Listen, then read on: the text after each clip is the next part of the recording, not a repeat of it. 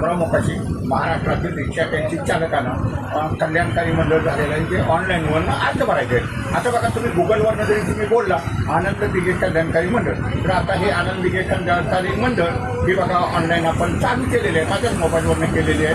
आता हे तुम्ही इथं साईट चालू केली ना की बघा पहिल्यांदा तुम्हाला हे नोंदणी शुल्क ओळखपत्र, आता हिचं बटन दाबायचं नाही. मग इथं तुम्ही आला का नाही, ही 3 पेजची फाईल आहे. तिथं तुम्हाला तुमच्या गाडीचा TC नंबर, इंजिन नंबर टाकायचा आहे आणि मग पुन्हा इथं बटन दाबलं की RTOचा डेटा येतो. मग पुन्हा तुम्हाला RTOचा कोड नंबर टाकायचा असतो. बघा इथं बोट दाबलं ना RTOचा कोड, मग तुम्हाला कुठली RTOमध्ये तुमची गाडी नोंद आहे, नाशिकला आहे, पुण्याला आहे, कल्याणला आहे, हे असं तुम्ही करत राहायचं आणि RTOचा कोड नंबर हा तुम्ही सिलेक्ट करायचा.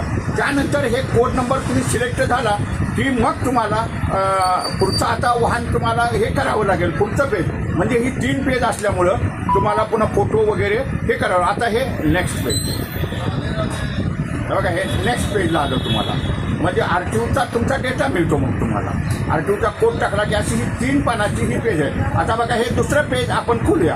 आता दुसरं हे केलं की तुम्हाला लायसन, तुमचा एक फोटो अपलोड करावा लागतो. इथं तुमची जन्मतारीख, पुन्हा RTOकडून तुमचा डेटा येतो सगळा. मग तिथं तुमचं नाव, पत्ता, परमिटचा ॲड्रेस, कायमचा तुमचा पत्ता, पुन्हा आत्ता तुम्ही कुठं राहता तो पत्ता आणि सध्याचा पत्ता, म्हणजे तुमचा फोन नंबर, ही सर्व ह्याच्यात माहिती भरावी लागते. पुन्हा तुमचा फोटो इथं अपलोड करावा लागतो, हे मात्र लक्षात ठेवा. आणि आधार कार्डाचा पुन्हा ही केलं की तुमचा डाटा येतो, आधार कार्ड बी अपलोड करायचं असतं, हे प्रत्येकानं लक्षात ठेवा. आता हे 3 नंबर पेज आहे. आता 3 नंबर पेजवरती तुमचं राशन कार्ड अपलोड करायचं आहे.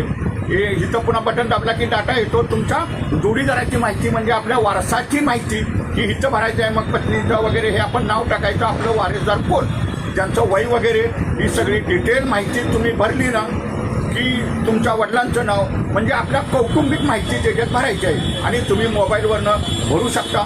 तुम्हाला मुलं वगैरे ह्यांची सर्व माहिती ही भरावी लागणार आहे. आणि ही सगळी माहिती पूर्ण भरली की बघा हे सबमिट म्हणून बटन आहे. मग हे सबमिटचं बटन तुम्ही दाबलं की तुमचा डाटा, आता मी ह्याच्यात भरलेला नाही म्हणून तुम्हाला आलेला, मग पुन्हा तुम्हाला इथं सबमिट म्हणून तुमचा अर्ज ओके म्हणून येणार. हे मात्र लक्षात ठेवा. स्वतःच्या मोबाईलवरून ऑनलाईननं धर्मवीर आनंद दिघे साहेब कल्याणकारी मंडळाचे अर्ज भरा. धन्यवाद.